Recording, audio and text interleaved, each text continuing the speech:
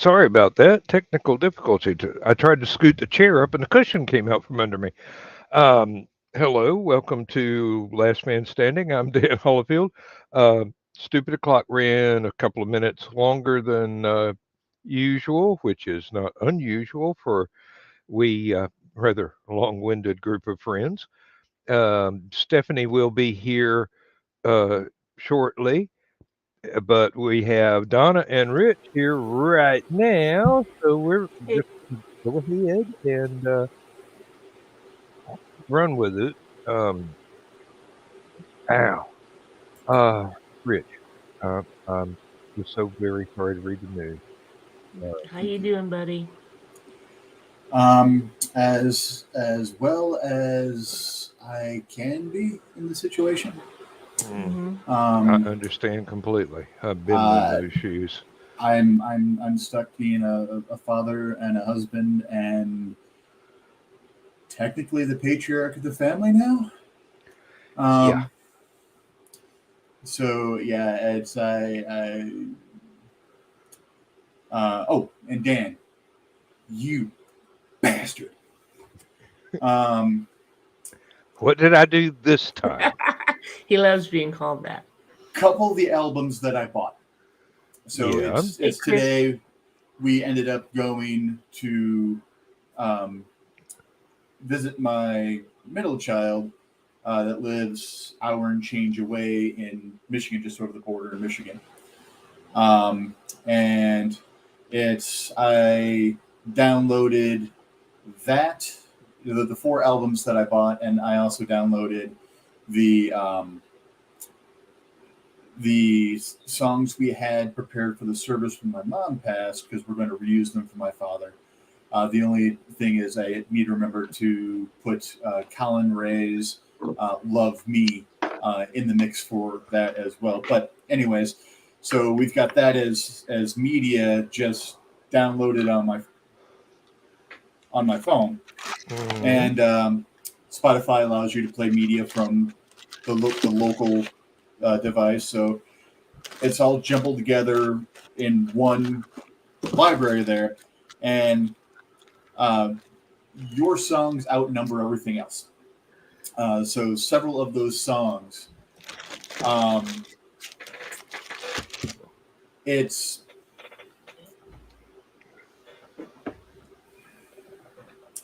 how to explain it. Um, it brings up the emotional level of everything that I'm feeling at the moment, so that I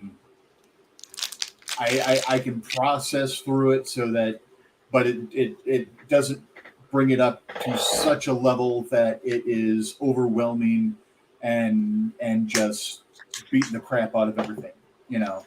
Um, so I didn't quite get to the point where I was actually crying behind the wheel and couldn't see, but um, yeah, it it brought up a lot of stuff, and just the catharsis that I was able to work through with your music. Thank you very much. Oh, you're quite welcome. You're quite welcome. And I Misty was likes quite a lot of the tracks too. Good. I was a little bit worried that you'd picked up a copy of the first album and got a speeding ticket. Is that Don't Bank on a Learning Curve? Hmm. That's one of the albums I picked up. Um, Uh, I am not responsible for your foot getting heavy while you listen to the songs with the 180 beats per minute. um, well, it's we were on highways, so I was, you know, 65, 70 miles an hour in most of the places. So I was pretty good. I didn't misbehave too horribly. Um, Well, glad I could be of service. I really appreciate that. And when we get a chance, I'd like to talk to you offline about the possibility of working some stuff up for life lessons with Crazy Uncle Dick, so that I can get some intro, outro, and maybe some transitions. Well, the music's easy. Doing the video is a little bit harder. I don't have the right software to do anything but really simple stuff as far as video is concerned. But we Music could is work. We all could. I really need. It's the video Okay. part, and it's on my work computer. I've got Adobe Premiere. Oh, you got it. Yep, you got it. Um, is resonate the right word? Yeah, kind of. Yeah, And that harmonic frequency where things start to resonate, but not too much that it shatters.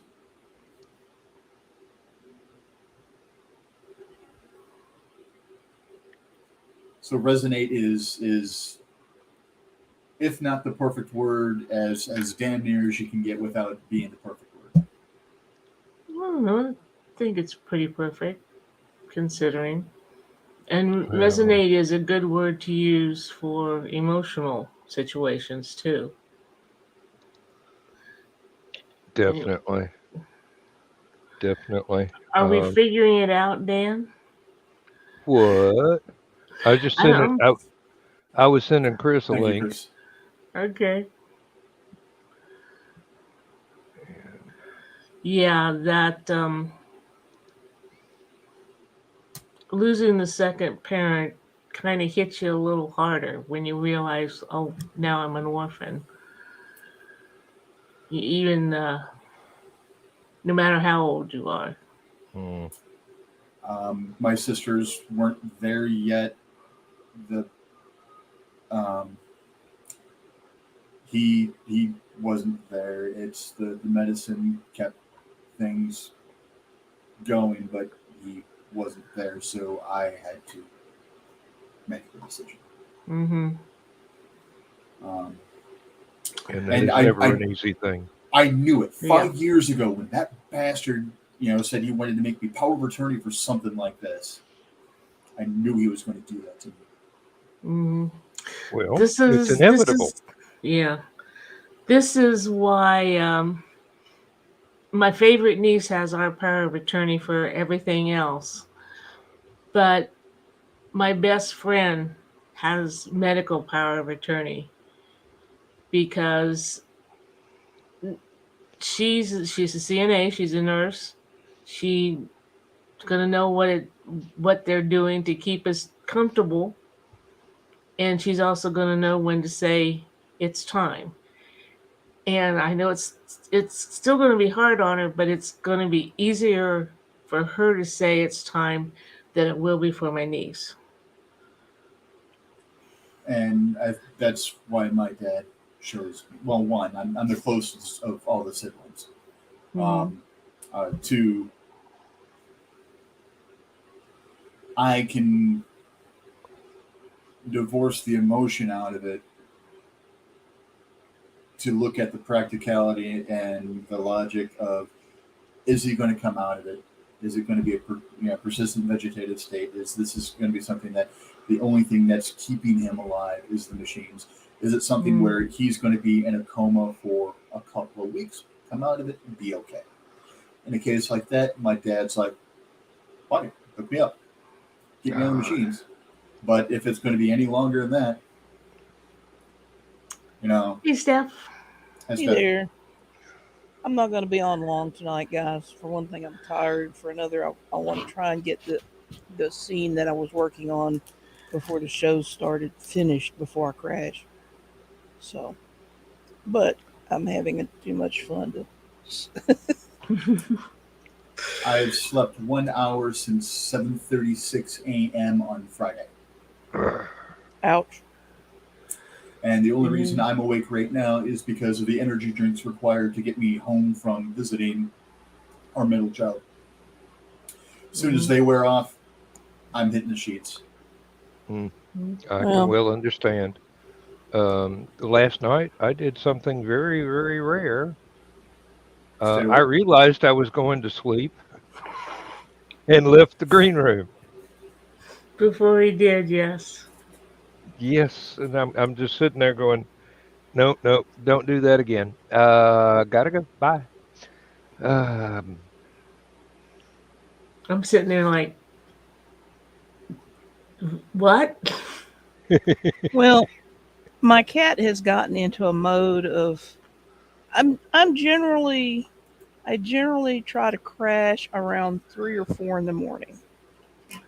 And if I go right to sleep and stay asleep, I can get 8 hours in by lunchtime, by normal people's lunchtime. Mm-hmm. But he's gotten to where he wakes me up anywhere from 7 to 9 o'clock in the morning because he's hungry. And that's kind of right in the middle of my sleep cycle. So by the time I get up and feed him, um, I'm generally pretty much awake, and then it takes me a good hour or so before I can go back to sleep. So I'm running short on sleep that way. Then I've been having to get up and haul it out and go to the dermatologist because it'll be 2 weeks ago this coming Tuesday.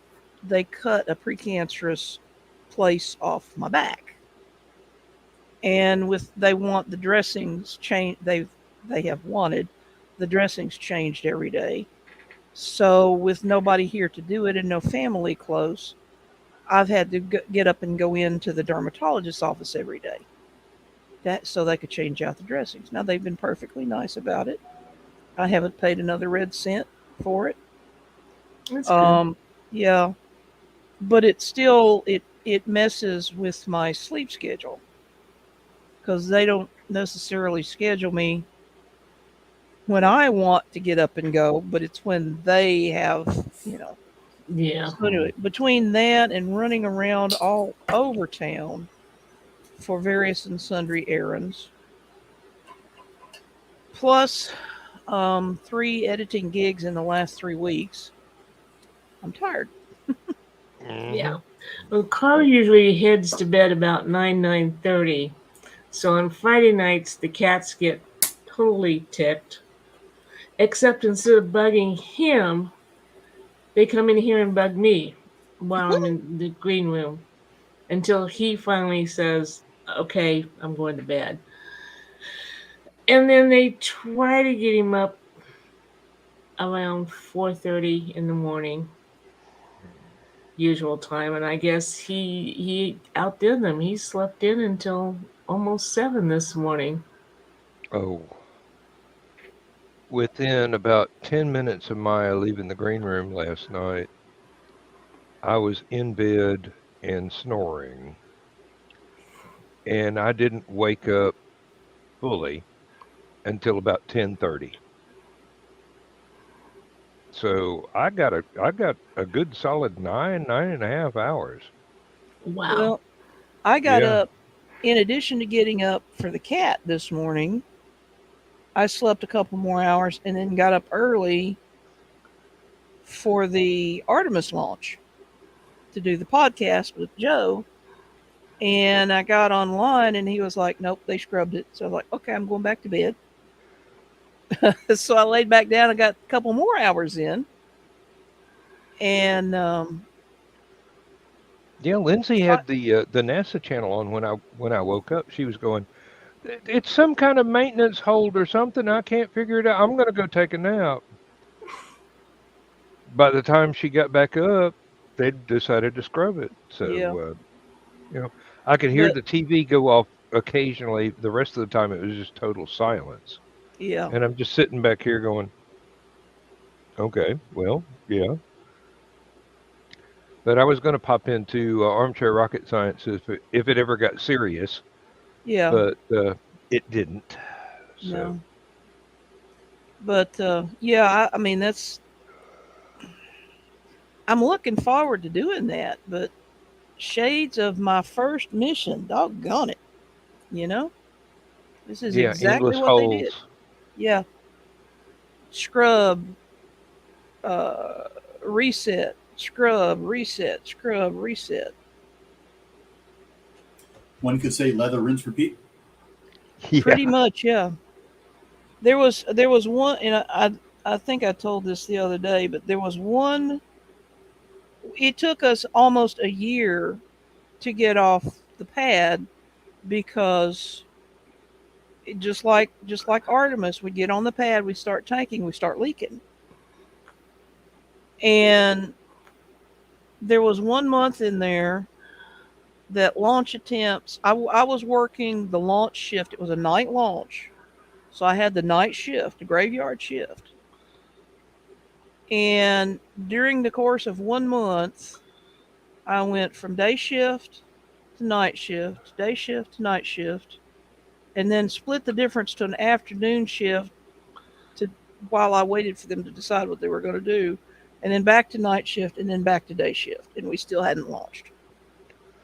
Yep, I'm So, familiar with swing shifts. So yeah.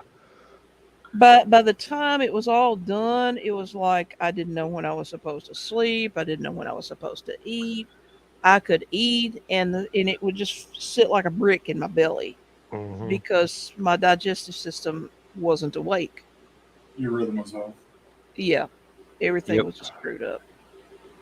Now that Oh, said, I learned how to um, to readjust my sleep cycle quickly and how to ensure that I slept well in the daytime. But geez, it got to the point where I would wake up and the first thing, Daryl would come in and wake me up.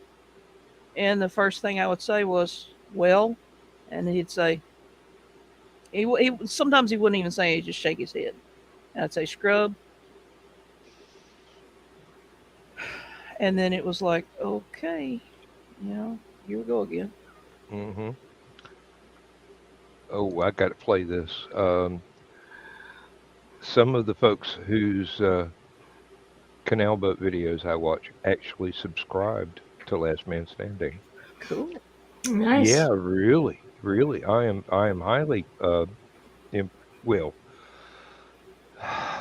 complimented, and I hope that I don't bore them to tears. But you know, there's only so many things you can do with a late night talk show. True. Oh, for Uh, them early morning. yeah, yep.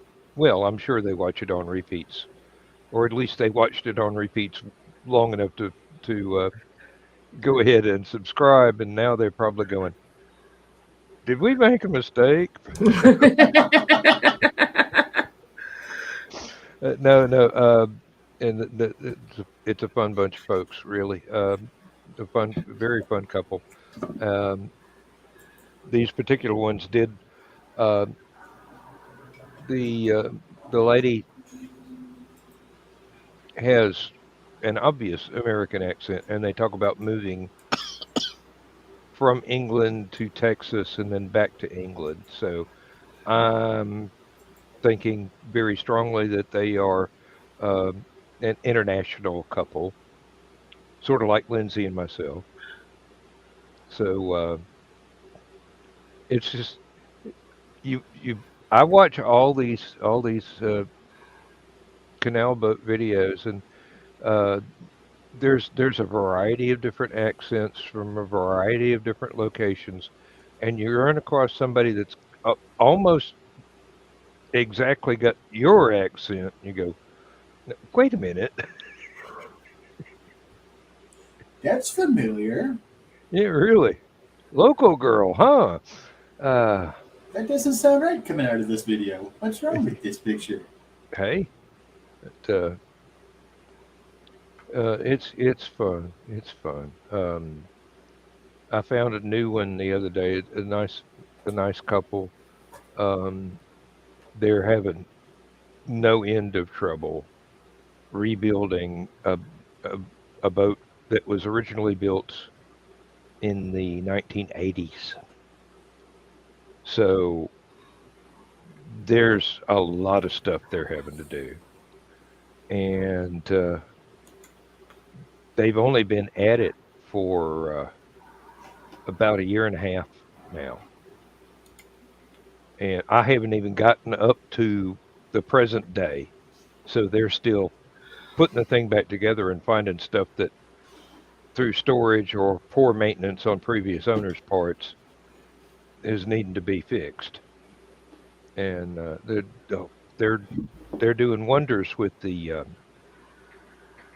redoing the entire interior living space, but they're having problems with leaks in the engine bay and things like that that they had no control over. I mean, it's just stuff that they had no idea. Um, decayed wiring for some of the electrical switches, stuff like that. Had to have the transmission pulled out and rebuilt. And when your transmission is forward, backward, should be simple. It's the size of a toaster, and it drives a 40-ton boat. But when it doesn't work, you got to pull that thing off and send it to a shop. Yep. That's not something you can do yourself unless you're already a qualified engine mechanic. So my hat's off to them. Um, I admire a lot of these people. I really do. They've got a lifestyle that I would love to emulate, but can't do it over here because the same kind of uh, river or canal system just doesn't exist. Um, there's some similar things with the intercoastal waterways and the Erie Canal and some of the locks that one of my old friends from Tennessee is talking about on some of the TVA rivers and dam systems. But no, you See, you there's just no way to go from like East Coast to West Coast via oh, water. nope, not without having to go through Panama. Uh, you can go on the East Coast pretty well without having to hit the ocean, but only there's a certain size limit because of the depth of it. Or when you go up north with the Erie Canal and their canal system, you're not allowed to stop except when you hit a town. Some of the beauty of the British canal system is you're allowed to pull over and park for 24, 48 hours or 2 weeks or whatever, just about anywhere that doesn't say no mooring, private mooring. This is restricted for the Queen, that sort of thing. You know, Mm-hmm. Cool. uh, yeah. There's some beautiful countrysides out there. There's several people go through the history of the different canals and who designed what and who was the main engineer and who built this and who built that. And you get a wonderful slice of history. Um, but you can't get that over in the U.S. You can get you can learn historical references, but there it's not unlimited camping on the side of the river, canal, whatever. Um, and that's one of the appeals of that lifestyle is to go someplace you've never been before, pull over, tie up, have a barbecue, stay a day or two, then move on. Mm-hmm. It's an awful lot like living out of an RV on a highway, but with fewer campgrounds Mm.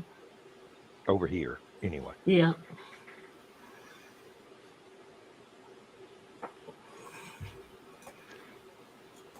Now that I've derailed the conversations entirely, what? Hey, sorry, I started this just looking up background information for a character in a story, and all of a sudden I got addicted to it. You know. Uh, Well, that's how These my things happen. werewolf um, rabbit hole began. 40 some years ago. yeah. Oh, they're gonna have you back on Cryptid Crunch. I hope so. That was a very good episode. I would very much like to be so. Whether or not they reach out, that's something else entirely. But I've got Willow, John, and Keisha all as friends on FB now. So if they they can easily contact me anytime they want. Because werewolves aren't the only cryptids I'm fascinated with. You know. Oh yeah. Um, I got the link for tomorrow night's Cryptid Crunch because they only do it every other week, Yeah. Mm-hmm. and sometimes the link disappears after the first day or so. It shows up. You don't just hit reload and it pops up. I went ahead and made a text file and saved links to different shows that I know is going to be in that situation where it's not going to be repeated right there the Right. day it's going to be broadcast. So The Mm-hmm. pun wasn't originally intended, but I heard it resonate through my head before resonate. Word, Chris. Heard it resonate through my head before saying it out loud. I'm like, it works. I'll go with it, and it's allowed. What manner of beast is tomorrow night? oh, Cthulhu. Okay, I Yes. definitely need to bookmark that one. Hopefully, I will be someplace I can actually pay attention to it. And Uh, Carl is railing because he's like, "That's not a cryptid." I'm like, whatever, it's their show. really? Technically, a cryptid is anything unexplained that people have started building urban legends around. And the works I of mean, H.P. Lovecraft have generated a lot of urban legends. Like, technically, a is this werewolf stuff isn't a real? cryptid. Oh, well, if you look at it close enough, at the Mountains of Madness would be a good tie-in to John Carpenter's The Thing. You might have to use a shoehorn, but you could tie it in. Hey, Not Mike. not that big of a shoehorn. Yeah. Hey, Mike, Jimmy. Yeah. Shoggoths are shapeshifters. Mhm. In fact, one of the which I need to get back into doing my 6.5s. Um, One of the ideas that would spawn for my 6.5s that one day um, was uh, what if you got into your vehicle and found a cryptid hiding in the back seat? And the thing that was actually going through my mind is, what if the Hey, Carrie. Shoggoth, whatever you want to call it, hey Gary, um, ended up sneaking in your back seat, kind of like the urban legend of the killer that gets in your back seat Mhm. while you're in the middle. Yeah. So that's what was running with me, and it's like I'm like, okay, fine, whatever. I went to lay down. In fact, that's where we found out that we share the same taste in Bluetooth keyboards, um, because mine was actually in the other room, and I'm like, I'm not going all the way over there just for it. Screw it. I guess I'm going to have to type on screen. I hate typing on screens. Um, so yeah, and that was almost 600 words. Just no, that was almost 1,000 words. Um, from that, Misty was getting pissed because the light from the tablet kept. um, but yeah, that was all because of the idea of a Shoggoth in my back seat, and that also spawned the idea that technically the Shmoo is just an albino Shoggoth. And so is was it the Gleep and Gloop Gleep and gloop. Yes, from indeed. Hercules? Mhm. Of course, they Okay, what about Jeep? no, Jeep has a definite shape. Okay. Um, Oh yeah, Jeep not Sheep. not amorphous. Always looks the same way. Yeah, that's true. Hmm. Jeep is more in the vein of the fifth dimensional imp from the Superman comics, or Impossible Man from the Fantastic Four comics. And I once met a gentleman who was named after Jeep, and he was uh, impressed that when I when he introduced himself, I didn't. asking why he was named after the vehicle. I asked him Mhm. if he's named after the character, and he's like, nobody knows about that character. And I'm like, yeah, I do. I remember Jeep. Mm-hmm. Some of us, That Jeep. was Popeye, right? yep, yep. Yep. Started off with well, it might have been in the actual comics, but my exposure to it was in uh, the black and white Max Fleischer animation, Fleischer Brothers Popeye animated. The ones that were shown as cartoons in movie theaters when my parents were going to the cartoon and newsreel and feature back in the day. And some of those things are, you would swear, um, some of those cartoons are fairly psychedelic. Um, I Well, and imagine, some of the jokes too were like, oh, yeah. It wasn't until I actually got recordings of the darn things and I could play them with the volume cranked up that I could mm-hmm. hear some of the things that Popeye was muttering under his breath. And that gave it a whole new world of meaning. Hey, Mike Oh, Jimmy. bad. Good morning. Hey, Mike. I was going to make.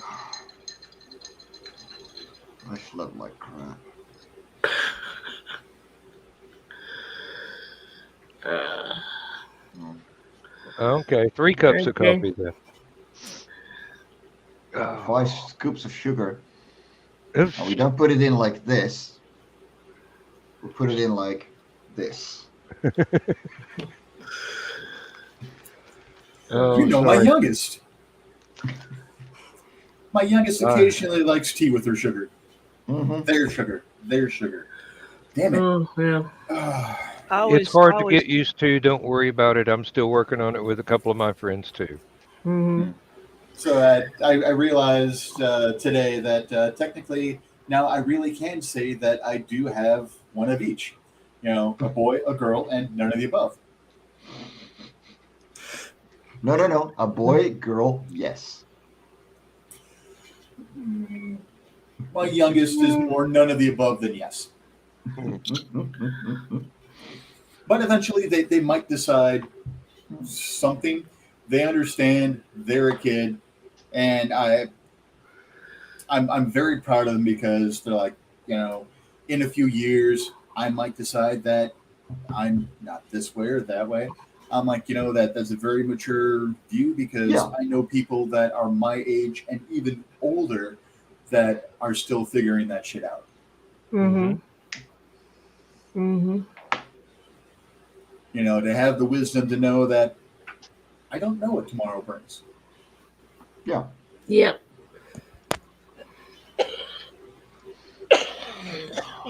Bless you, Stephanie. Yeah, I Is that think I'm good? gonna have to get off here because my throat is just kind of Uh-oh. grabbing up on me. Okay. Mm. So Good to see you. Good to likewise, see. Oh, good night. and I bought the first 3. Good night. I'm still here. What? I bought the first 3.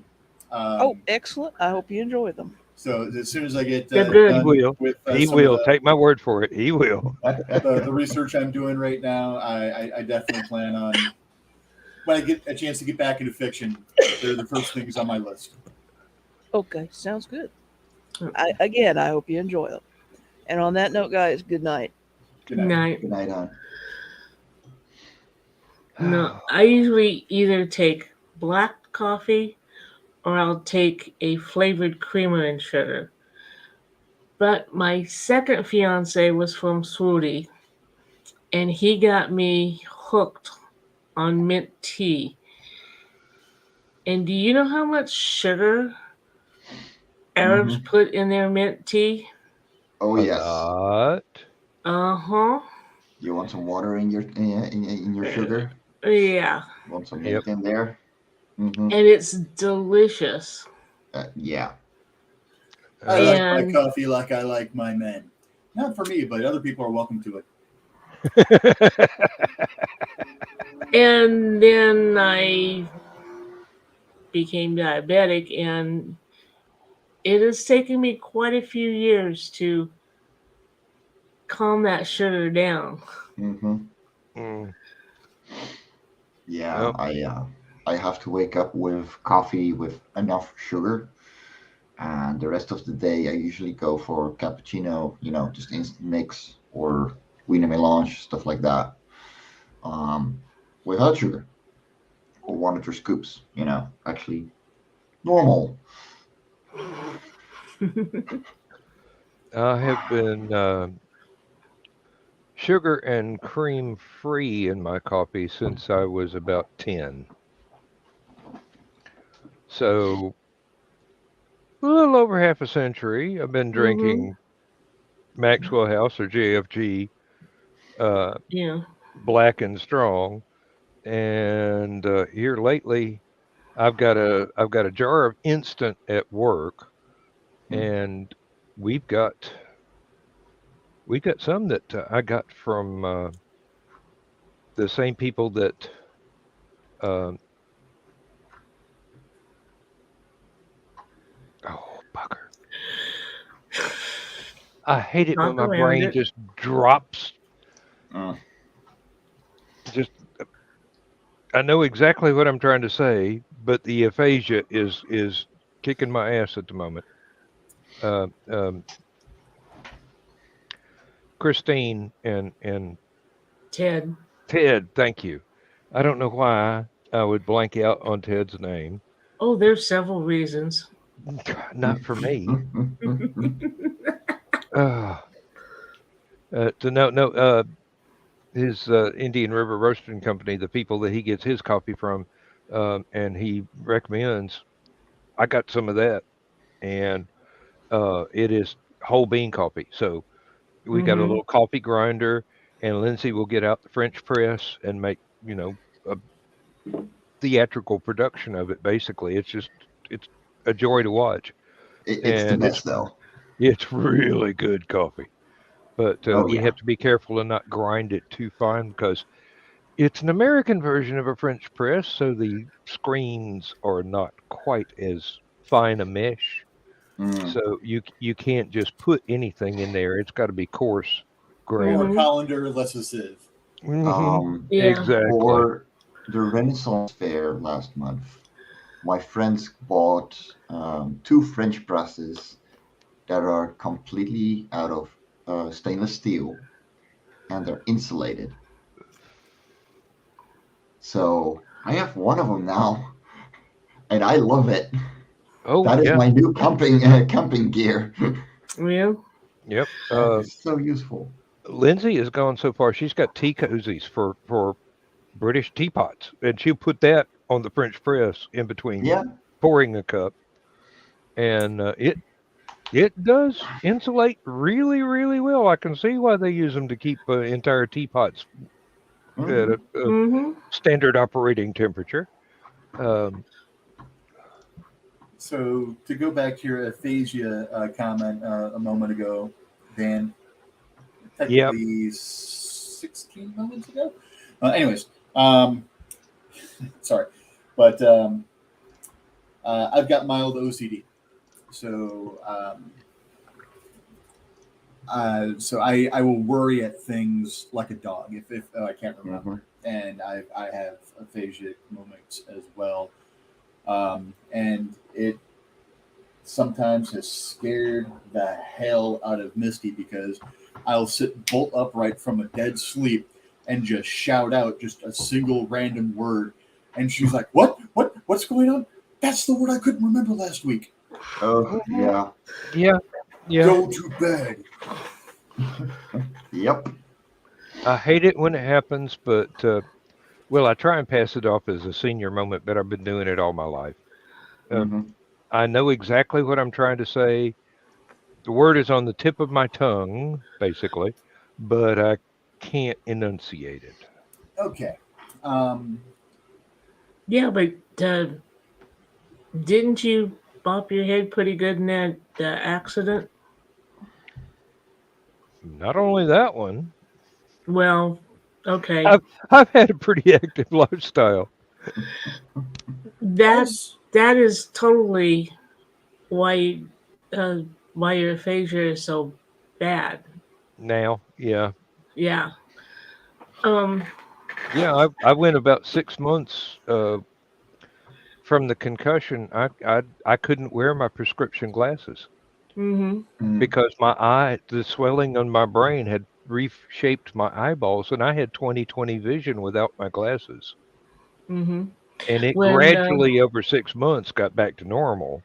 yeah, when Carl and I first got married, he was a counselor for the state, and I got to go to the conferences with him, and I talked to a lot of people with about head trauma and aphasia, and I do have a story on it too. But I'm like, oh, now I know why Carl said that explains a lot when he learned that I had 3 concussions before the age of 4. Mm. I wasn't happy when I heard him say it the first time, but I'm like, okay, now I understand. And then I'm pretty sure I've gotten 2 concussions this past year. Mhm. As creative types, we also have not necessarily a photographic memory because depending on our art type, it might be phonographic or something Hmm. in a similar vein. But so we're storing all this information on a constant basis. So, our photographic memory might be about characteristics that people perform in public because we people watch all the time. So we're recording a bunch of stuff. So the thing becomes, I like to liken it to photographs, actual photographs. When you have millions of photographs in thousands of albums, sometimes you're looking in the wrong album to try to find the photograph, and it takes a Hmm. while for you to flip to the right book and the right Mhm. page. And every once in a while, you get a hold of one Oh, that's a double exposure. okay. I have like 12 sketchbooks that are completely identical on the outside. Try and find an old sketch in there. Hmm. Mm-hmm. Okay. I also have audio processing disorder, and I was pretty sure he said pornographic, and I was going to say, oh, you've read my books. Okay, so driving. So we surprised my middle child because of the news of dad passing and stuff like that, and she lived so far away. She she was having a really bad time of it. Her birthday's later on this month. Her boyfriend, who I'm finally starting to call by name instead of just praline pecan or strawberry swirl or whatever for flavor of the whatever. Um, Real nice kid. I've got nothing against him. I'm just hoping she doesn't do something to hurt him and pardon my French, fuck him over. Mm-hmm. Because I know my child. Hopefully this time she's got her head on and flies right. Yeah, that would But be nice. anyways, so we picked him up from work. So it was a complete surprise for her. So we talked to him because he wanted to try to do something like this for her birthday later on in the month. But unfortunately, Misty works the days that he wants to do it. So I'm like, do you work tomorrow? He's like, no. I'm like, fuck it. Why don't we pick you up from work and surprise Brittany and take you guys to dinner? Um, and he's like, I like that plan. So we picked him up from work. And as we're going and driving to their place, there's a nice old, you know, looking at it, the architecture on the outside screams to me 50s movie theater, Mm-hmm. small town, backwoods, um, not really backwoods, small town Michigan. So small town Midwest. But my brain was not processing properly.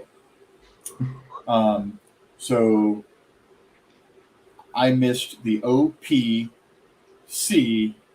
Uh, yeah.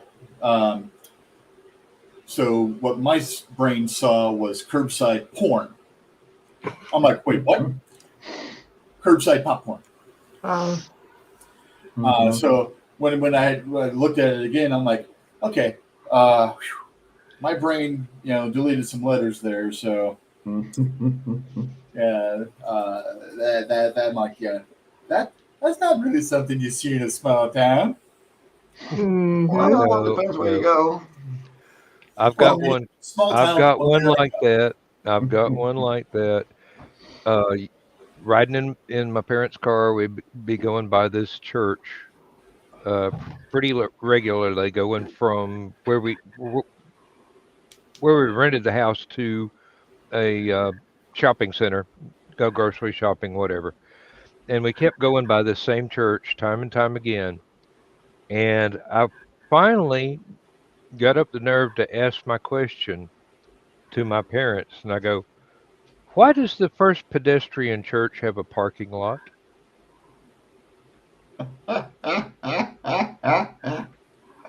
You know what? As a kid, that is a very valid question. Yeah.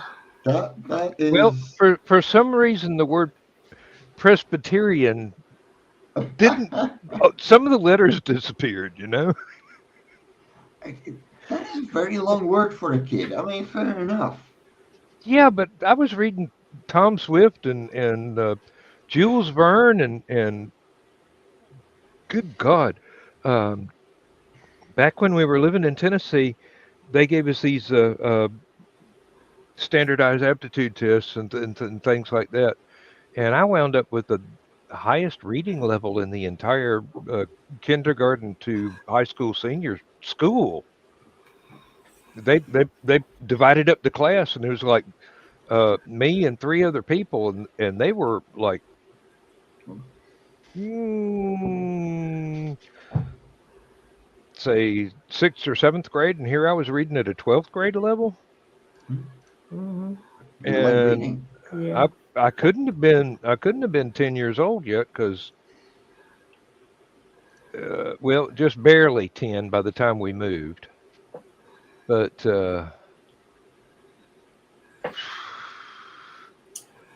that was a very advanced school. Tennessee school systems in the Knoxville area have surprisingly um, forward-looking programs for students, and they were also well able uh, to accommodate special needs children as well, because they Huh.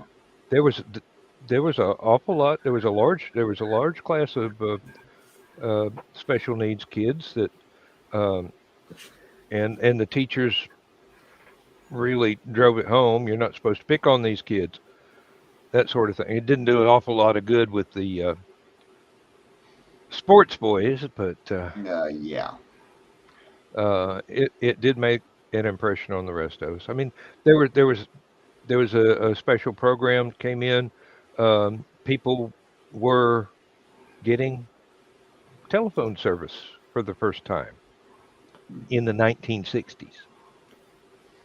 So they came in, told everybody about telephone etiquette, answering the phone.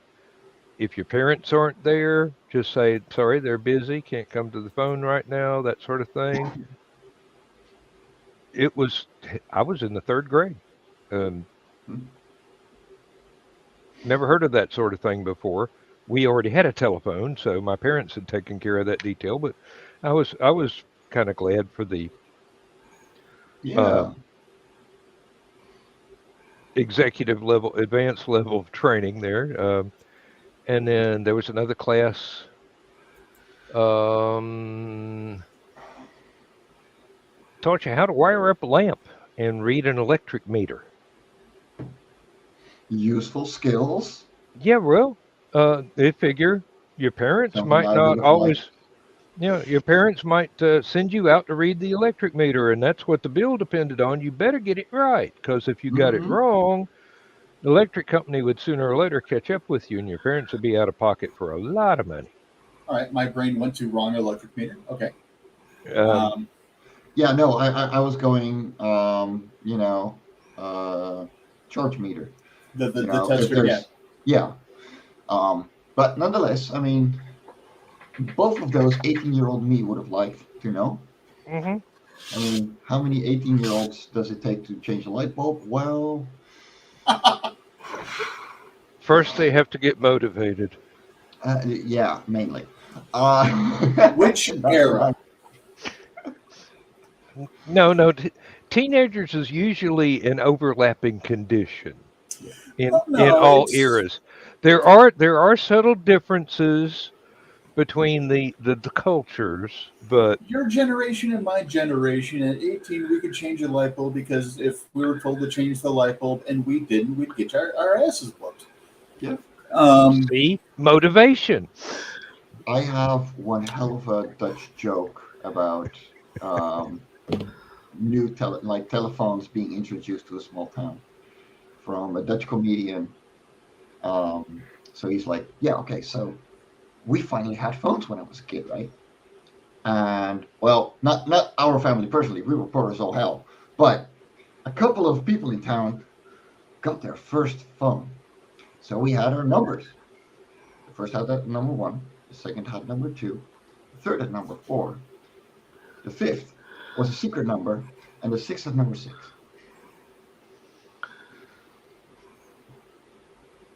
I'm waiting for the other shoe to drop. I suck at telling jokes. I fully admit I suck at telling jokes. Okay, okay. Which I guess I have to. No, I didn't have to change a light bulb until I had my own place, and I was like 28 at the time. I didn't know that you had to clean the frickin' toilet. Yeah. I thought, that running water kept it clean. My mother didn't show me that stuff. Mm. I learned how to vacuum and dust and wash the dishes Mm-hmm. and laundry. But, on the farm, when I guess she could have been showing me, oh, you've got to clean the tub, you've got to clean the toilet. Um, when she got a chance to not be in the field and be with me, she took me to that brand new store called Kmart, and we hung Ah, out together and had mommy daughter time, and retail therapy. she shocked old women by saying stuff like, "Honey, you were never a sparkle in your old man's eye." What? I'm adopted, I, The the and the only cogent reply to that was, "How would you know? You didn't know my old man." yeah. actually, she turned out she did because he was the neighbor. Oh, oh, But Ooh. yeah, we were in the store one time, and she was talking about, somebody she talked was talking to somebody, and they left, and she hadn't introduced us, and I'm like, "Who's that?" And she says, "Oh, that's I knew that person in high school. You met them, haven't you?" I'm like, "No, that was before I was even a twinkle in me old man's eye," which I just learned, and I thought that was so cool to say.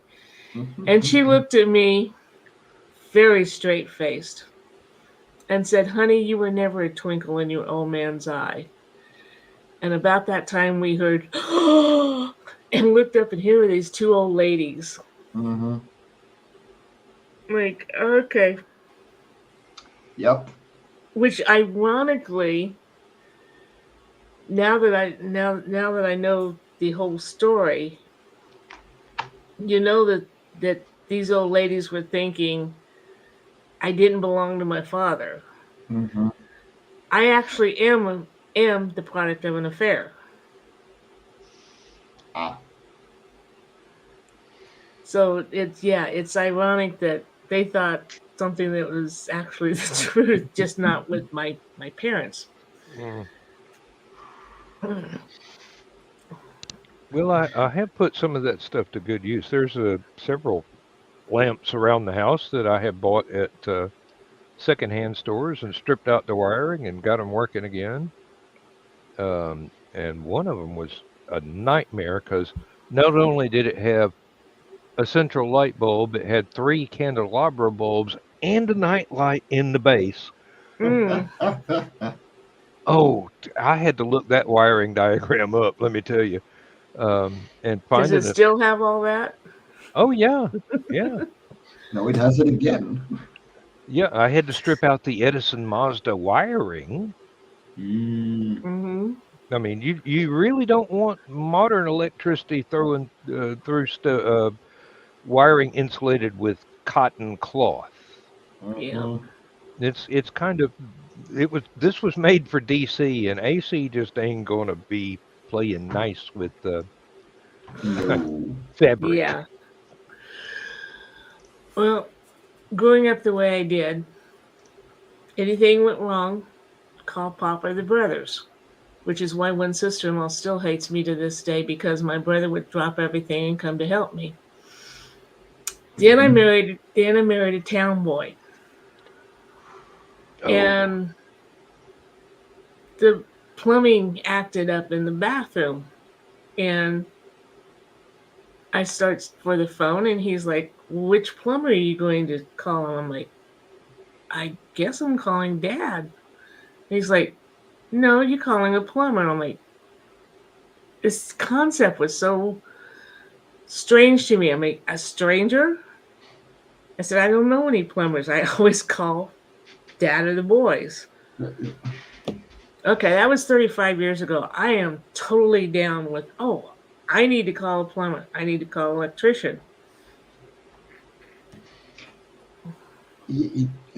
Personally, it's if you can't fix it yourself, then call someone. And usually, you call someone who probably knows a little more than you. mm. Ask their advice first. Have them maybe look at it, and if we can't figure it out together, then there's got to be someone paid. Because until then, I'm not spending a fucking penny. Yeah, really. Nope. I just found out today that the upper heating element in our electric water heater is leaking. Oh, Hmm. Yep. Fortunately, I used to live in a mobile home, and about every 6 months, I had to change the lower heating element in that water heater in order to have hot water hmm, because mobile home, piece of Mm-hmm. shit. yeah. But Mm-hmm. nope. But a And convenient piece of shit. hey, um, If it it doesn't You leak, know?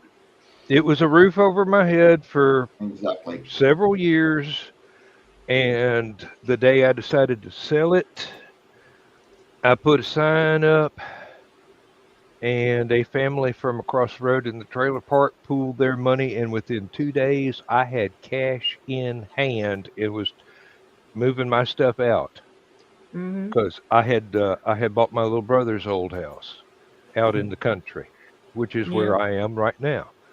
Um, Well, when my parents finally kicked me out, I mean, sold the house when I was 28 and I had to move out. I had a single wide, and then so that's what Carl moved into, and we bought a double wide. Been married about 6 months, and they took the single wide in almost like doing your car in for a new car. They took the single wide as partial payment Hmm. for on down payment. Like, oh, that was kind of cool. yeah, trade in. Yeah. Trade in. That's what I was trying to think of. Yeah. When my Well, parents were building the house that I can't say that Dad lives in anymore, but that Dad has that I grew up in, the house that uh, the family um, home. yeah, Yeah. it's um, and by built I mean my parents were actually there swinging the hammers. My parents literally built that house, so it guts me that we're going to have to let it go. But while my parents were building that, we were living in a trailer in my mom's older, not eldest brother's garage just down the street from where we were building the house. So that was interesting. Well, I've got to say that was my first and only mobile home, and it wasn't a total waste of money, but it certainly deteriorated quickly. Mm-hmm. I must have spent 12 years in there, and there was a lot of stuff I had to learn how to do to keep it going. Well, That was mine, yeah. my first introduction to intermediate plumbing, not the elementary stuff, but the stuff that's just easy enough to learn to do yourself, but not hard Mm-hmm. enough to where you have to call a professional. Yeah. Um, best thing I loved about that trailer was it had a built-in oven that was like up here and a built-in stove, and neither one of them worked. And my dad, I had my dad take both of them out and put in butcher block countertop all the way across the counter. No more stove, and shelves in where the oven used to be. And so I had a hot plate, a um, toaster oven, and a vegetable steamer. So when I say I don't cook for, I haven't cooked for a long time. But you're single and I'll just say popular. You don't eat at home very long, very much. You don't have to cook very much. A lot of your And meals get provided for you, in other words. exactly. And I was only like an eighth of a mile away from where my parents had moved into a mobile home court down the road. I had breakfast down there. I oftentimes had supper out. All I needed to provide for myself was lunch, and I was making. It sounds bad. I was making like $6 an hour, but that was still enough to be able to go out and buy lunch. Well, if you're on your own, I mean, Yeah, it was just me. Yeah. I mean, people thought it was bad, but um, my mother would give me $20 to go to the bar so I could go out.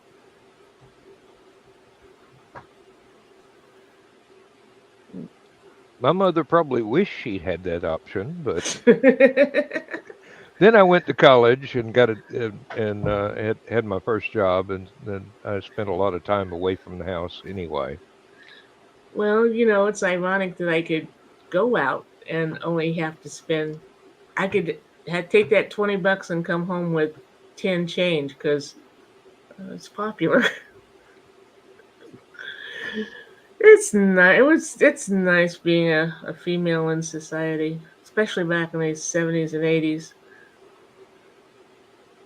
In the past 38 years, I've been unemployed exactly 12 months.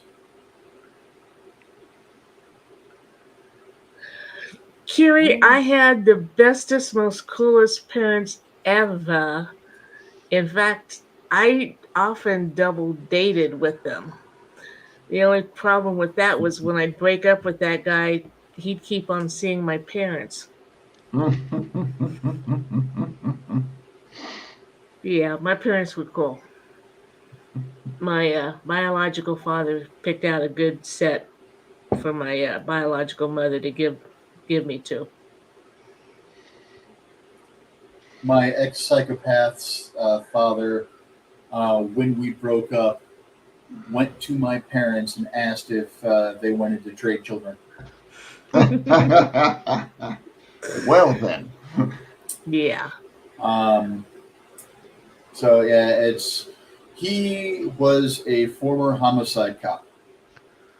He was still working patrol, but he used to be a homicide detective.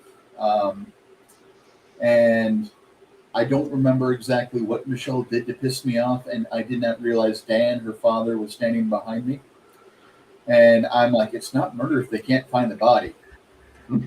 He just leans in real close to my ear and goes, pigs eat everything.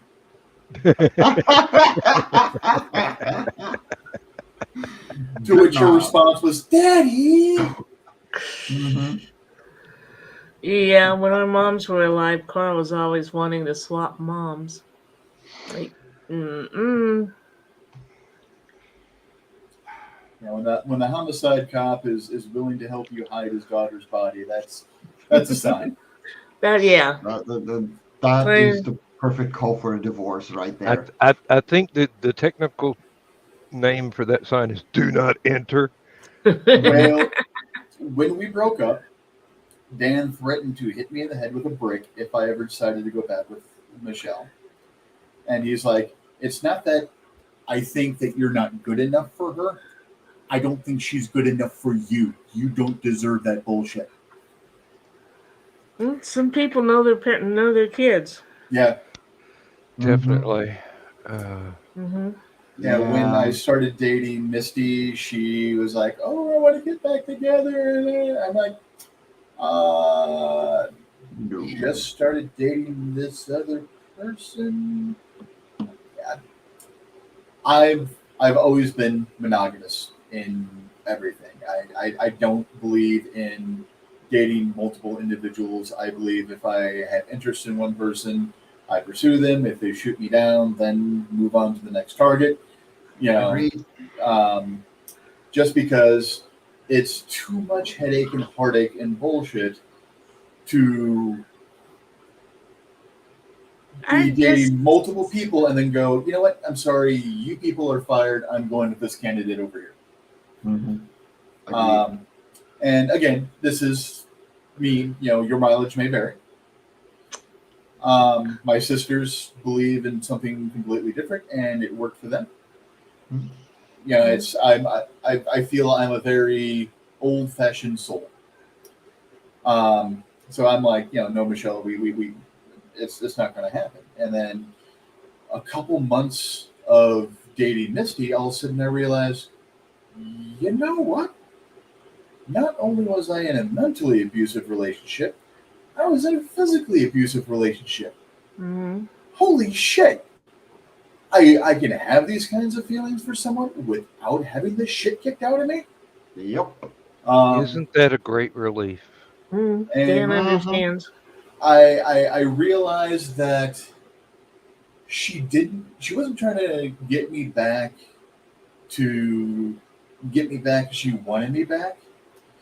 She was trying to get me back so that she can drop me again because she didn't want me, but she didn't want anyone else to want me either. Mm-hmm. Yep. Well, I was highly influenced by Man from Uncle as a teenager. I wanted to be Napoleon Solo with not a different girl Paramore. every week, but yes, a different paramour every. And then my favorite songster, John Hartford, had two great songs, Gentle on My Mind and Natural to Be Gone. Highly influenced by both those two. And the fact that I had two failed engagements by the time I was 25. Well, actually, by the time I was 22. It's kind of like, it's not working. Playing the field sounds more like fun. Mm-hmm. I'm going for it. I'm going to be the female Napoleon Solo. And then I walk into this bar. I'm in this bar one night, and this guy's hitting on my best friend. And I go to the rescue. And 3 months later, I find myself married. And yeah, that'll be 35 years ago. Mhm. Within 1 year and 24 days, Misty and I were married from the time that we met. And then I'm telling my great nephews, because all my nephews were already married, don't do what Aunt Donna did. Take some time with your relate. Well, of course, they were only in their early 20s at the time and in their first serious relationships. And I'm like, could be the one. Make Probably sure. not. Yeah, like Just remember that Aunt Donna's had a lot of experience. Oh, So I can do the 3 month thing. yeah, like in Went the through a lot of Netherlands. Mr. Right Nows to find Mr. Right. Well, the sister in law that hates me took me aside when I was 25 and said, "Look, there's no such thing as Mr. Right, there's only Mr. Compromise. Find Mhm. him." And I'm like, wait a minute. You're telling me that my brother is your Mr. Compromise, not your Mr. White, right? Mhm. And by the way, he's your second one. Mhm. Yeah, some people never learn to compromise correctly. evidently not. Mm. And here's the thing: if you complement each other, there is no compromising. Yeah, there's no need. No, You work it out. exactly. Well, it's so funny because he was over at my place about a week after we started dating, and we were talking about Star Trek. And I had kept this article from the my college newspaper back 10, 15 years before that. And I said, I have this excellent article. I think you'd like it. So I go back to, so I get it and I come out and I'm like, yeah, you're going to like this real well. You wrote it. We had been doing this For a since long, long college. time. Yeah. He worked at the same music shop that I would go into, only I went in during, he was never there when I went in. We entered the same organ playing contest, but not the same year. Of course, we both spent so much time in both the Danville Library and the college library. I probably saw him on campus. And until that night when he hit on my best friend, Threw the wrong woman under the bus, huh? Yeah, I'm glad I'm single again. Uh, Oh, these last 2 years, having lost my ex-fiance, have been the best of my life. Big part to you guys. well, my single could only be fun. It is.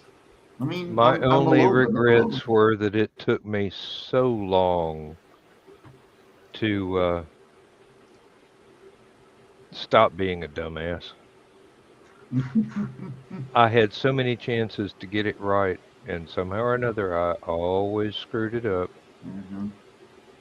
And then finally, um, I guess somewhere around the age of 30, puberty ended. And hey, it works for hobbits. They're not considered grown up until they're 33. And I'm going, They got it that's Not a right. probably hobbit. about right. That's probably about Mhm. right. At least for guys. Um, Yeah. but no, no, I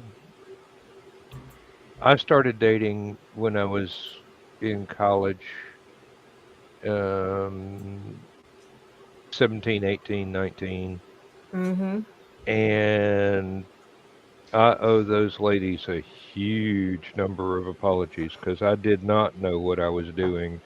I was not mature, and I made so many mistakes.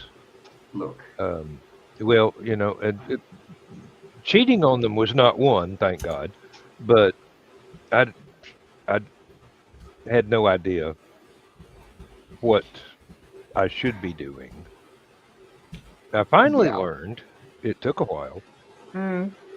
and I still had a couple of bad experiences with, as Rich says, my ex psychopath. Hmm. But you know, once the penny dropped, I wasted no time in spending it, and now I'm as happy as I've ever been, or happier than I've ever been in my life. I generally dated guys a lot older than I. Probably because in college I dated a guy around my age, and his roommate delighted in telling me that he was seeing two other women also named Donna. Okay, Well, yeah, the type. yeah, but Hmm. yeah, I didn't. By the time I didn't date in high school, I had changed schools and started a new one in my sophomore year, and by that time everybody was paired up, Yeah. and it wasn't until I started waiting tables that I met this gentleman who was, see, I was 18, he was 10 years older than I. Big dude. He must have been about 6'4". Still bad man. Construction worker too, so he was built. Hmm. And the fact that he looked like Ed Ames didn't hurt any. So he asked me out, and I said okay, and I like, um, Mom, we gotta warn him. He's a lot older than I am. What's Dad gonna do? She says, don't worry about it. I'll be here.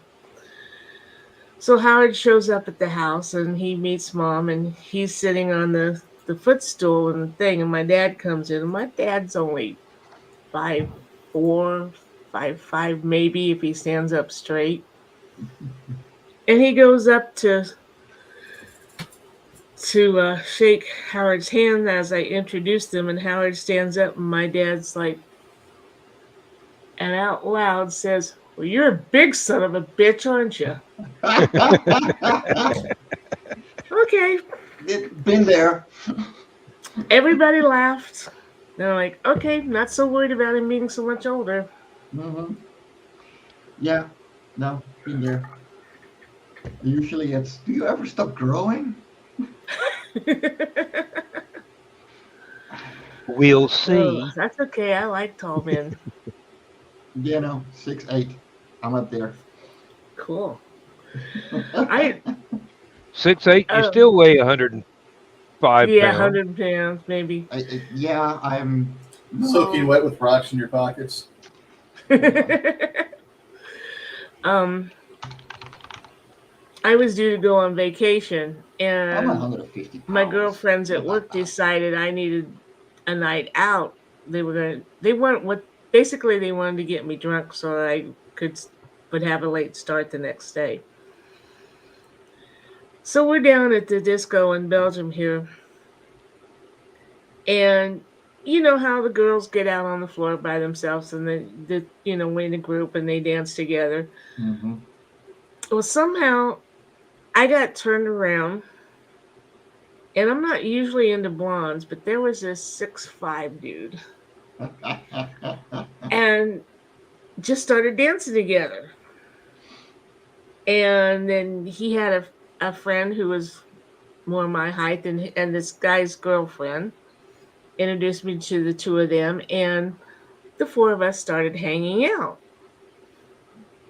And I wasn't drunk, but for some reason I decided I wasn't from the US, and I threw on an accent, and they just loved it. And I thought, it wasn't until later I thought, well, that was stupid. If he was from around here, I probably could have been dating him, but never did see him again. But like, I'd say things like, well, do you have places like this where you come from? And I'm like, uh yeah, like this, but different music odor. And I don't know, maybe they were drunker than I was 'cause they seemed to buy it. But I was gonna they say that. left. Yeah, they had to leave, so I mean, we said goodbye and got a hug and kiss from both guys and like, oh, this is cool. So I go back and find my girlfriends and they're like, where are you? Where have you been? And I'm like, I was dancing with a guy that was 6'4". You did not see a blonde 6'4" guy out there because this place is not that big. And they're like, there's nobody like that. You're drunk. I'm like, whatever. I was having a good time. You don't believe me? I don't care. I still left on time the next day.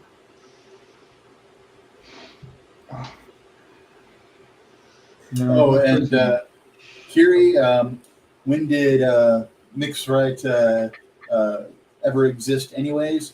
For me, right around early November of 1974, my wife claims for her around middle of April 1973.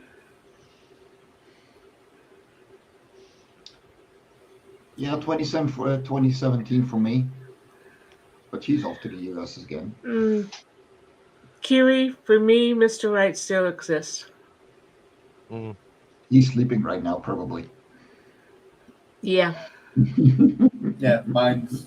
They had him up at 4. The cats had him up at. No, he managed to sleep until about almost 6 this morning. Wow. Yeah, and people said like that he learned we sleep in different bedrooms. So like, oh, what's wrong with your marriage? Nothing. He likes total fucking darkness and quiet. I have tinnitus. I leave the TV on all night. And you kick. And I kick. Yes. I've just heard her say that before. I don't have any personal experience with this. And it's not the kicking, I don't think, that got to him. It's the trying to explain about black eye from when I slugged him. Mm-hmm. We were in a hotel room and they made a mistake and gave us just one king-size bed. And you'd think a king-size bed would be big enough. No. And he'd gotten up and gone to the bathroom and came back and he said he saw me sleeping there and he laid down beside me and was going, oh, why don't we do any pop? That's why. Yes, I'm an active sleeper. So and he sleeps like a fucking corpse. He's straight on his back, and I swear his arms are crossed. So if I happen to be awake before he does, I go in. I'm like, breathe, please breathe. Breathe. Oh, okay, he's breathing. It's okay. Yeah. But also, there's the thing where we met married in 3 months. We rarely dated. He moved in like a month after. Now it's your place or mine.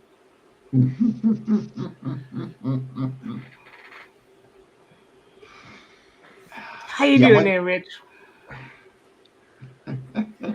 Pretty decent.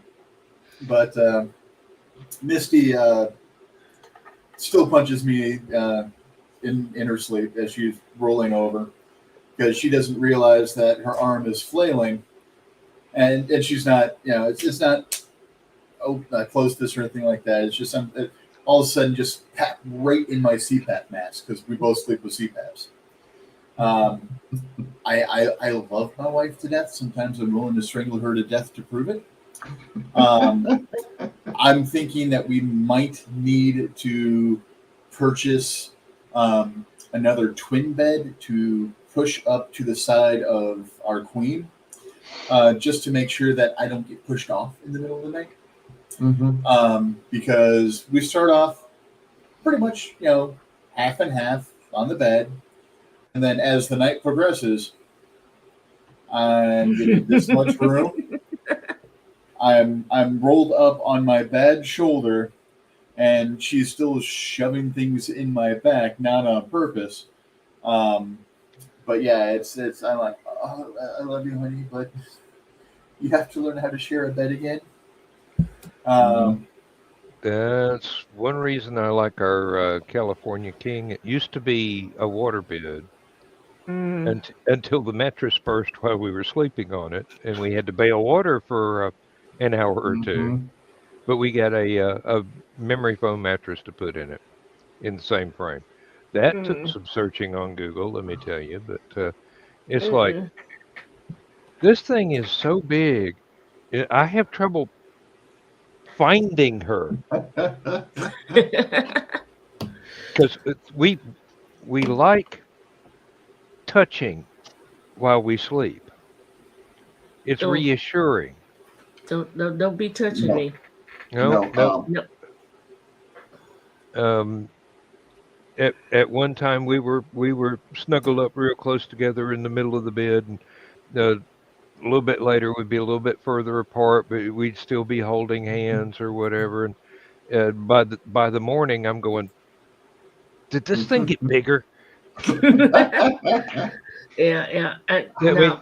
it's about half an acre, I swear. No, I need to sleep in in cold conditions, which means summer is awful for me when I'm alone already. With my ex, I would make a wall of blankets between us. And she would be trying to, crawl over it, trying to hug Uh, me, and I would just, push the no, blankets further away. no, don't be touching me when I'm trying to sleep. And No, Carl found out the hard way too. You don't stand next to me when you and try to wake me up. no, no, you're gonna get punched. Yep. You stand over by the door Hmm. and yell until I finally like, what the fuck? you have to Who's gently calling? wake me up, or I wake up swinging. That's the way both my siblings are as well, because we were all assholes to each other growing up. So if we're jostled or woke up violently, we're swinging before we open our eyes. Hmm. See, Mi- that's why. Yeah, go ahead. Misty thought I was joking. So the previous dog we had was an Italian Greyhound, so a Greyhound Chihuahua size. And she liked jumping up and sleeping on the bed with us and stuff like that. So Misty had opened the door. I was asleep, and Phoebe ran in and ran up and over me. And good thing, one, it's a small target, and two, that she's so fast because, Misty witnessed firsthand that swing. Now, luckily, Misty doesn't try to wake me up violently. She'll rub my foot or something like that if she's not actually in bed with me or something like that. Um, or if she needs to wake me up any more suddenly than that, it will be from across the room. Rich, Rich, Rich. Hmm. Mm-hmm.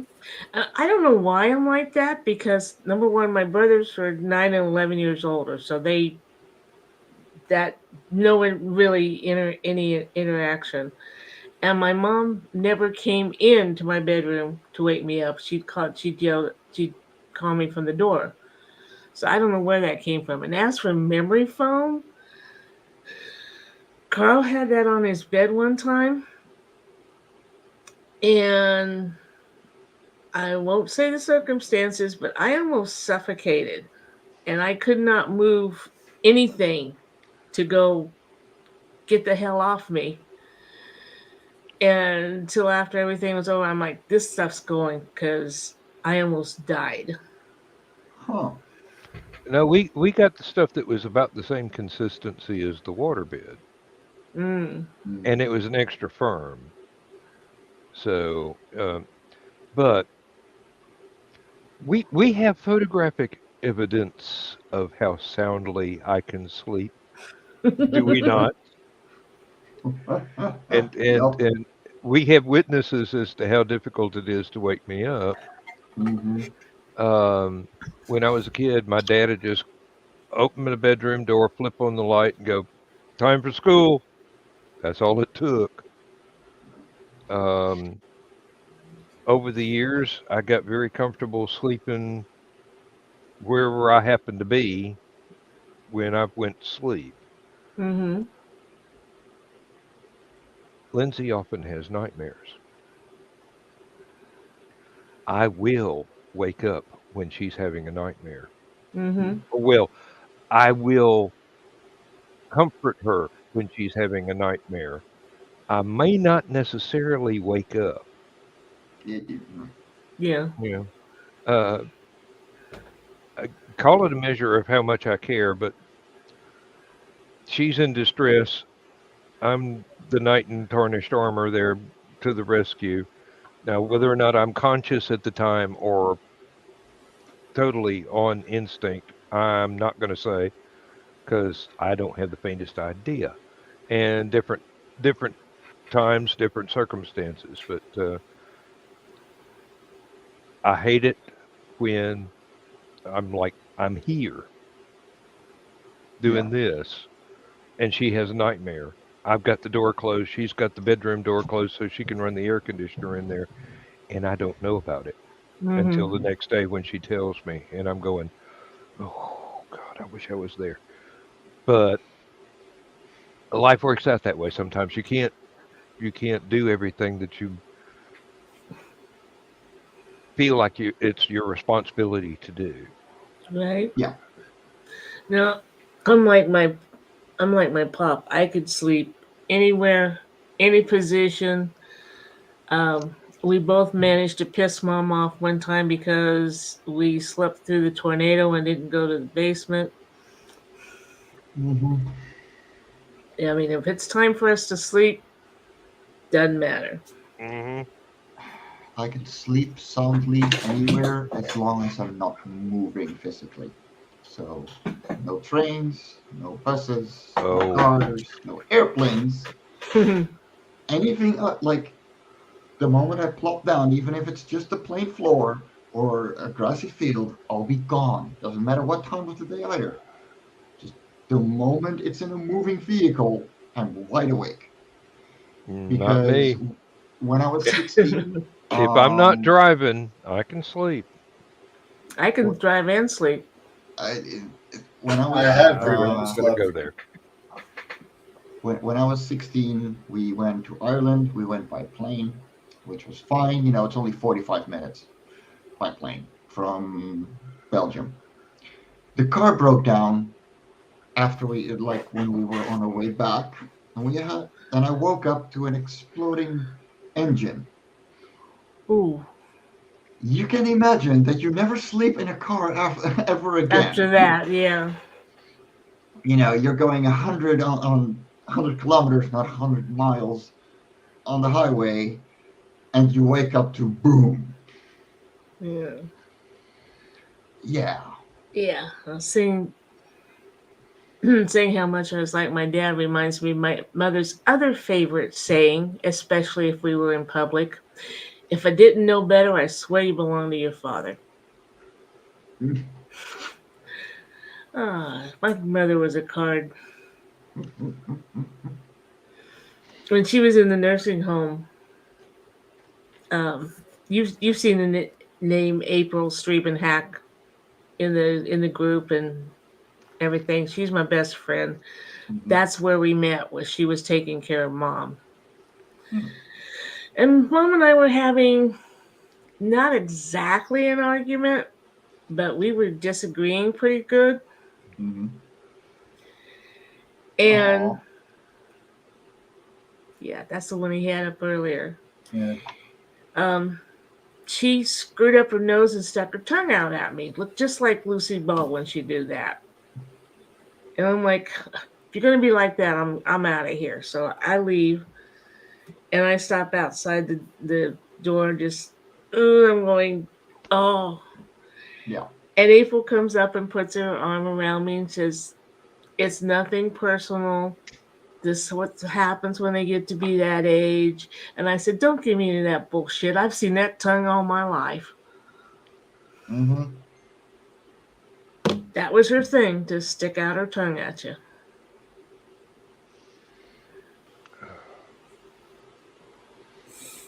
My mom would do that to my father. Well, my father and me and my sisters as well when we started cutting up too much. It's we cut up a lot in the family. I mean, with her mother, it's hard to not have that sense of humor, that smart ass point of view. Um, and again, that it's um, I will admit that I am an addict to making other people laugh and smile, and it's my grandmother's fault. Um, It's a I good thing to be addicted to. I will get withdrawals if I can't make people laugh and stuff like that. Um, even now with what's going on, I'm still cutting up. I'm still doing stupid shit. It helps you cope. Uh, but I have no idea where the hell I was going. Oh, it's just that pure addiction of making people laugh, making people smile. Gary. Hey, Gary. How's it going? Not bad. Which is Ford trying is to explain slightly himself. But yeah, so it's I just I don't know. It'll be very interesting whenever we do have the service, because they're going to make me do the talking. Mm-hmm. Which they made me do the talking for my mom. They made me do the talking for my youngest niece on that side of the family, when she passed. So it's yeah, they do that a lot. Rich knows words. Mm-hmm. You mother. Yeah. Yeah. Mm-hmm. Yep. At my dad's memorial service, my mom insisted that a poem I wrote about Dad's Alzheimer's was read aloud, and they wanted me to do it, and I go, no, I couldn't do it because I wouldn't be able to read more than 2 or 3 words without crying. So Yeah. get the preacher to do it. Mm-hmm. Evidently, I have a larger vocabulary than that preacher. Oh boy. Oh, that's like I He had a he did his cousin. best. Bless him, he did his best, and there were a few words that were mispronounced, but everybody understood. It, it's just one of those things. Um, Yeah, I had a cousin pass here last month, and we went. We thought we were going to the visitation, found out we were going to the funeral. So we're standing in the back and had a little Asian pastor. She was a cute little thing, but evidently not aware of a lot of things. Mm. My cousin had been in the Navy and served on the USS Missouri. And so she was reading the little story of his life, which was nice. Except she kept saying US Mo, US Mo. And Carl and I are looking at each other like, what the hell? Oh, they had abbreviated Missouri. mm. And so, yeah, she was calling Hey, it the Mo instead of Missouri. if they'd written it out, she probably would have said the U.S. Misery. Well, that's the Well, name of the state anyway. yeah. I've been there. Oh, Anyway, we had to leave early because, well, mostly because of my perfume allergies, but it just got so funny that, I remember Carl posting about that. yeah, if I hadn't have left, they would have, yeah, I would have laughed in all the inappropriate places. Mm-hmm. I have that habit too. Worst funeral service ever, though. Happened to be in the state of Missouri. A friend's grandmother had died, and she had kind of adopted me. Since I didn't have any grandparents, she told me she could be my grandma. So I went back with him to the funeral. The cemetery was atop of a hill. And this was in like either March or April. The rain had stopped, fortunately, but the wind was still pretty cold and pretty brisk. And the preacher should have been asked to stand down.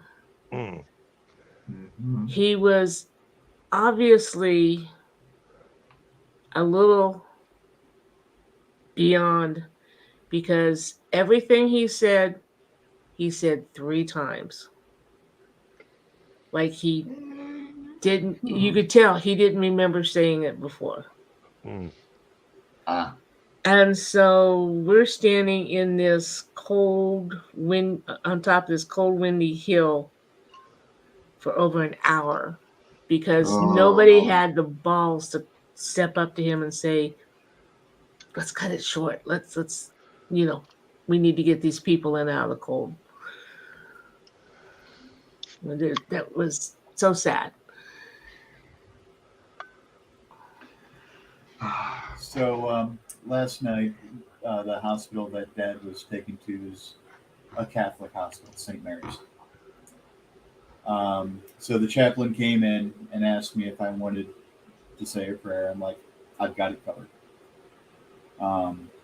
Because I do. I'm an ordained minister.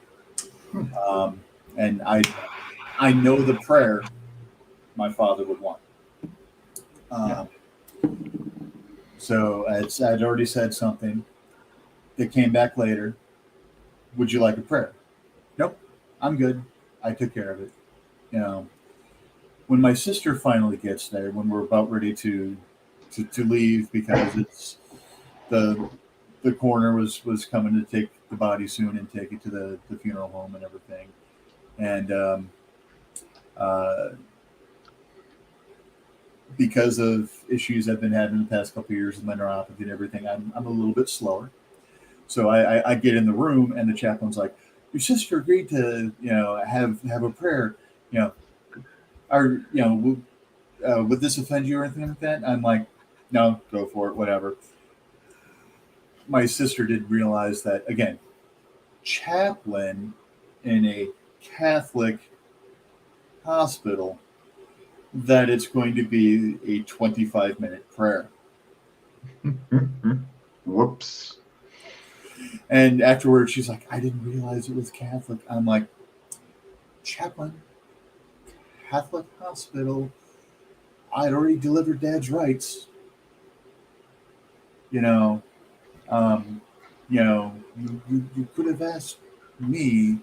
I would have repeated, Mm-hmm. because I'm like, the prayer I had, dealt with being with Mom, and stuff like that, and that reunited and um, all that, which is more appropriate than just your generic, was it Psalm 23 or Psalm 29?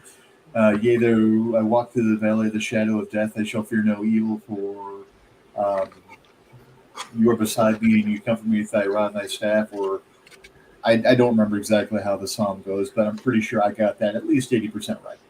Mm-hmm. Yeah, pretty much. Yep. But it's like, it's that's so generic. And here's the thing: I'm not a professional chaplain in a hospital where that would probably be the verse you would be Mhm. repeating most. How fast was I able to rip that off? Mm-hmm. Mm-hmm. Without having to sit there and actually page through my Bible to find the chapter. Mm-hmm. If you're repeating that, bookmark that bitch. Yeah. Sorry. In fact, if you use it so often, if you're using the same Bible too, it's probably Yeah. going to just flip open at that page at that point. Very often, yeah. My late brother-in-law, um, he's one of the few Baptists I didn't really have a problem with. They stopped sending Jehovah Witnesses to his house because they would sit there and they would try to convert, and my brother-in-law would be like, "All right, tell me in the Bible exactly where that's at." Mm-hmm. And they'd be like, "Oh, it's," and then my brother-in-law would be like, "I'll tell you what, this is what my Bible says," and it's never this. Sorry, was rarely the same verse twice. He would just hold his Bible in his hand, just open his hand like that. It would fall open to within 2 pages of the passage he was looking for. Mm-hmm. He converted so many people away from the Jehovah's Witness that they just stopped sending people to my sister's house. Yeah. When my brother, Carl's brother, got married the first time, the day of the wedding, my mother-in-law comes to us and says, "I just want you to know that I've become a Jehovah's Witness." And Carl and I kind of looked at each other, and he looked back at her and he says, "And if you come around my house on a Saturday morning, you're going to get the same result that any other Jehovah's Witness gets. Door shut in your face, go move on down the road, Mom." Mm-hmm. Misty gets mad at me. She won't let me hang up the sign I want to hang up. No, thank you. We already have a god, and Cthulhu is a very jealous god.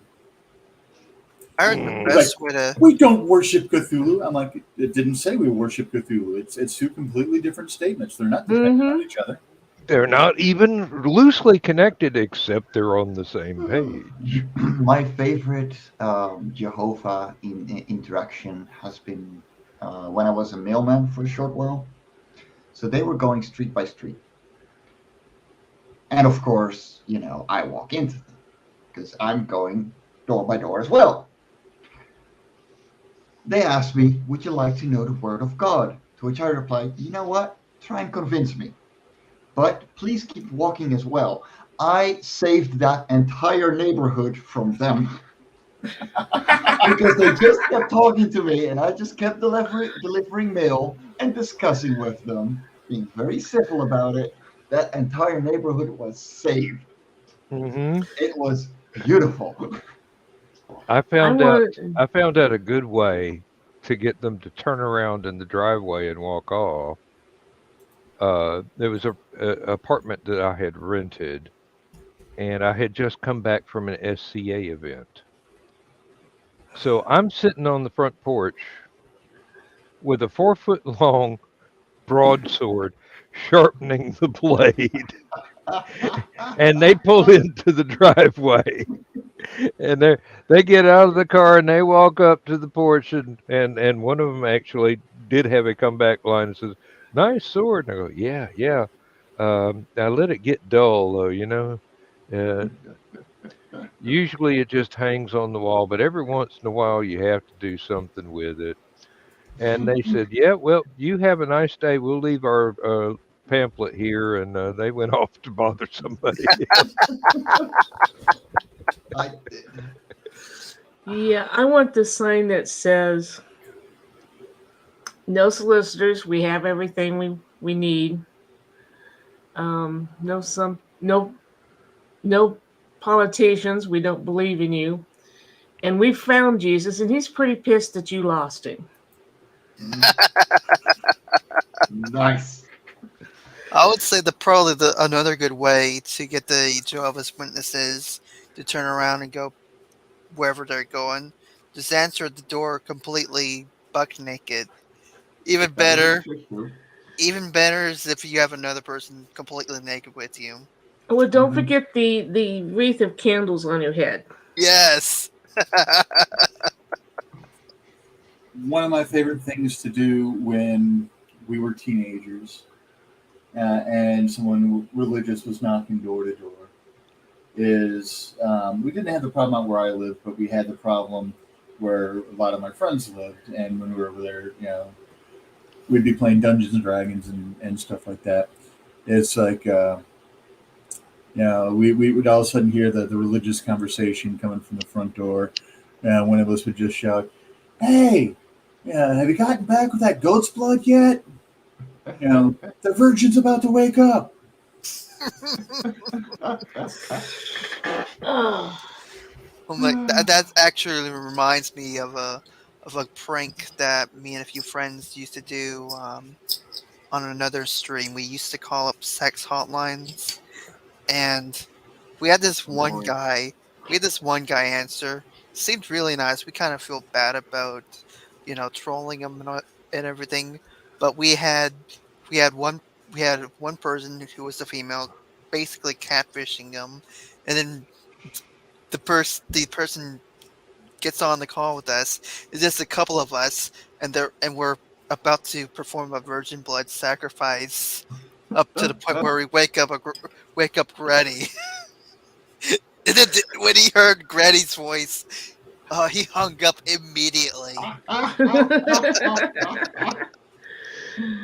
I'm sitting in my office one day and I look out and there's car had pulled up across the street and four young men came out in the uniform, the white shirt, black pants. And I'm like, oh, crap, I hope they don't see me through the window because I'm going to not answer the door. But I'm watching and they go around the front of our house. I'm like, okay, they've got someplace else to go. They're going to start on the other side of the block. And it's not 5 minutes later, and I look back out, and they are hauling ass back to the car and climbing in, and they, phew, just as fast as I can. I'm like, damn, I'd like to know where they were. Mm-hmm. I want to meet those people. Yeah, really, that's a neighbor you need to get to know. How did you do that? How many shotguns were involved? Click, click. So we had a couple of Mormons come to the door Oh, back when we were at hardcore. and they came in and if you're civil, we'll talk.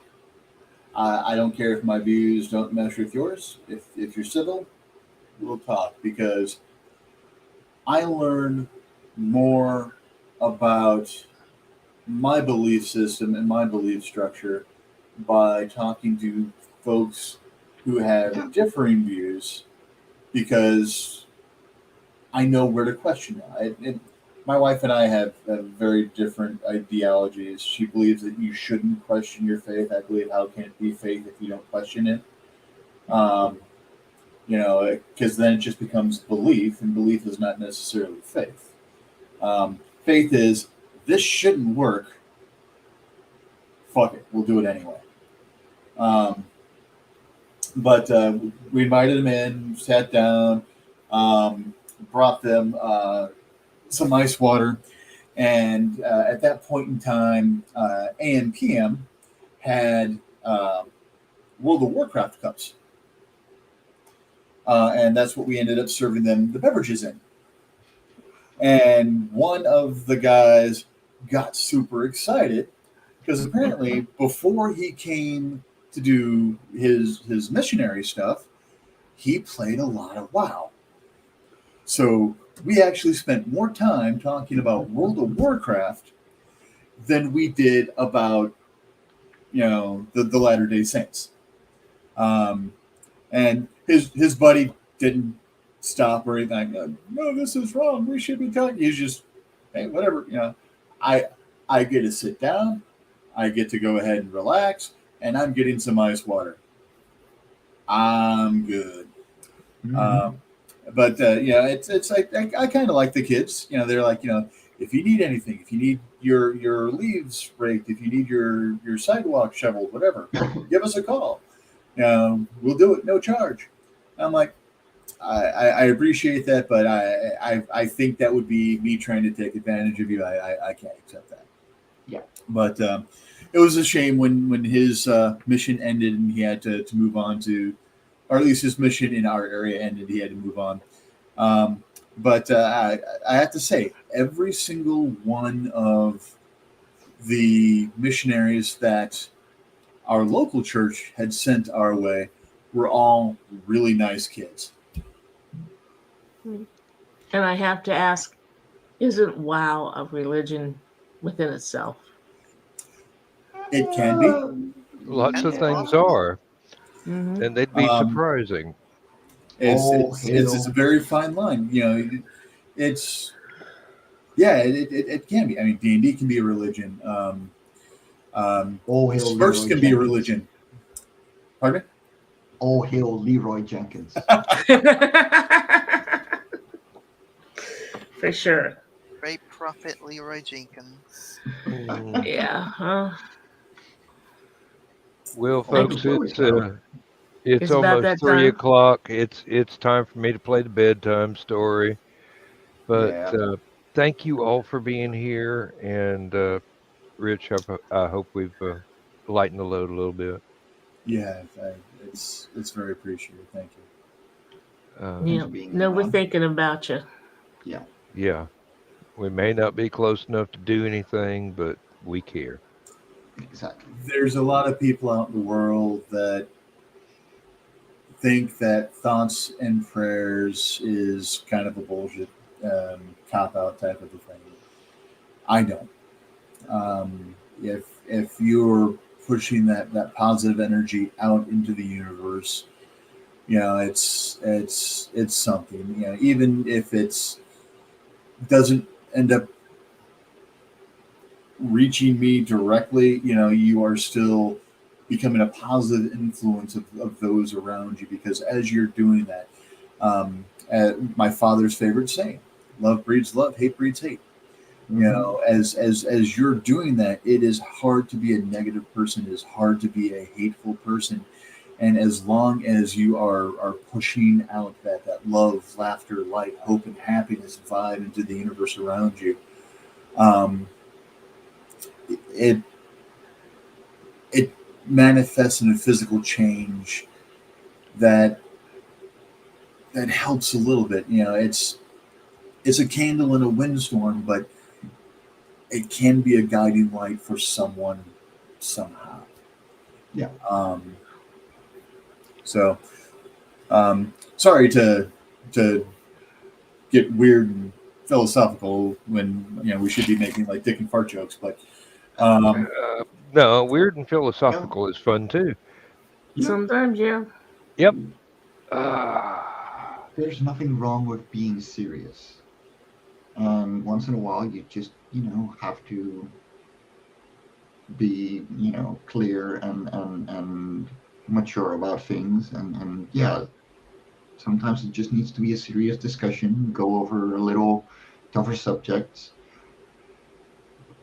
but we can at least do it with respect for one another, fun, and still a joke here and there, mm-hmm.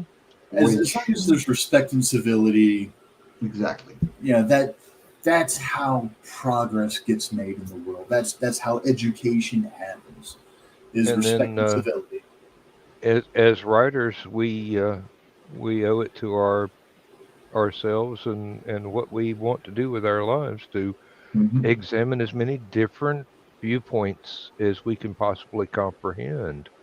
And when we run across one that is a little bit difficult, the extra effort can pay off. I mean, I've had some really good discussions with Jehovah's Witnesses and Mormon missionaries, and going, yeah, but have you ever thought about this one here? And don't cherry pick stuff, and Hmm. that kind of thing. Because I had the um, very very Appalachian Baptist upbringing, so those guys put on a great show. They get into it when they're preaching.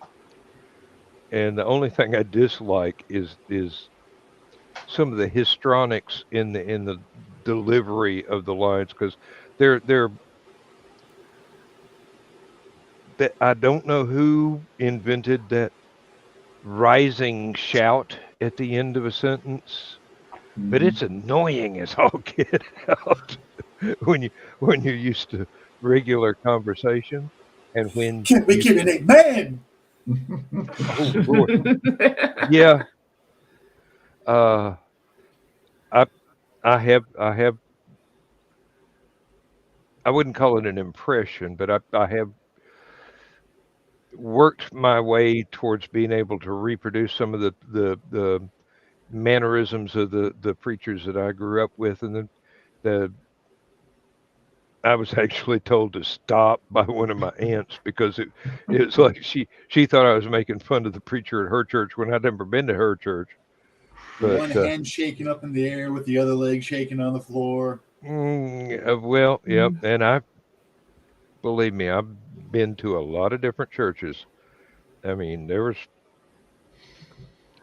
there was a few where there were people speaking in tongues, and I'm going, Mhm. there's a word for this in psychology, Mm-hmm. Mhm. and it's called faking it. But no, or hysteria, one or the other. Yeah. Other definitions are available. In any case, before we offend anybody, yeah, I know, too late. Um, I live before for we that. Yeah. before we offend anybody further, let's say goodnight, Gracie, and Night, Gracie. Good night, lovelies. Night. Night, everybody. good night, and See y'all later. bless y'all. Thank you for being here. Thank you for having us. Always a pleasure. Bye bye. Transmission overload. System will shut down.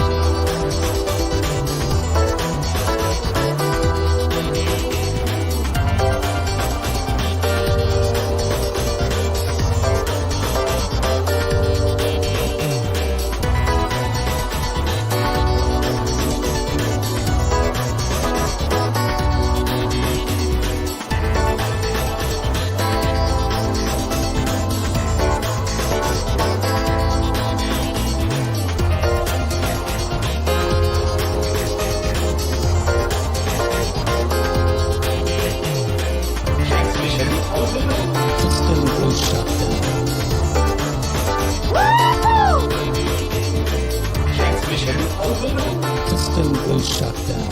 System will shut down. System will shut down.